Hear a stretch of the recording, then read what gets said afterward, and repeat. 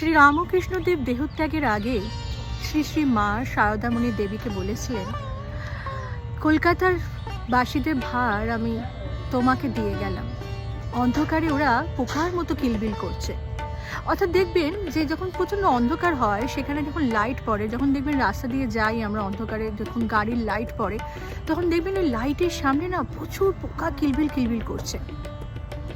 আমরাও সেরকম হয়তো এই কিলবিল কিলবিল করে বেড়াচ্ছি, আর আমাদের পুরো দায়িত্বভার শ্রী ঠাকুর শ্রী মায়ের হাতে তুলে দিয়ে গেছিল। মা অবশ্য পরে বলেছিলেন যে কলকাতাটা একটা প্রতীক বটে।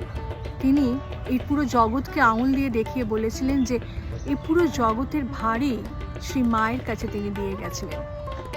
অর্থাৎ কিনা যে শ্রী মা, যিনি সাক্ষাৎ জগৎধাত্রী, সেই জগৎধাত্রীর হাতেই আমাদের সকলের ভার ঠাকুর দিয়ে যায়, যাতে এই জগৎবাসী আলো দেখতে পায়। সেই আলো দেখানোর কাজ ঠাকুর স্বয়ং মায়ের হাতে তুলে দিয়ে গেছিলেন, কারণ মা তো স্বয়ং জগৎধাত্রী, তিনিই তো আমাদেরকে আলো দেখাবেন। মায়ের জন্মদাত্রী মা শ্যামাসুন্দরী দেবী খুব দুঃখ করতেন।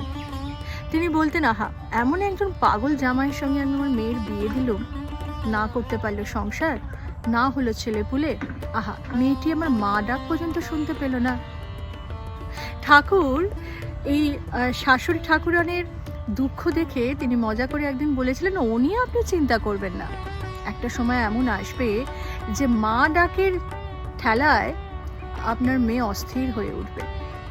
সত্যি সত্যি মায়ের কাছে এত সন্তান দিনে দিনে এসেছে, ওই পিঁপড়ের পালের মতো ঠাকুর বলেছেন। অর্থাৎ কিনা পিঁপড়েকে দেখবেন, প্রথমে দেখবেন একটা দুটো পিঁপড়ে আসছে, আর তারপরে সেই একটা দুটো পিঁপড়েকে অনুসরণ করে লক্ষ লক্ষ হাজার হাজার পিঁপড়ে তার পেছন পেছন আসছে। কিন্তু ঠাকুরের একটি কথা কিন্তু ভুল হয়েছিল, যেটা ঠাকুর বলেছিলেন যে আপনার মেয়ে মা ডাকের ঠেলায় অস্থির হয়ে উঠবে। মা কিন্তু কখনোই মা ডাকের ঠেলায় অস্থির হয়ে ওঠেননি।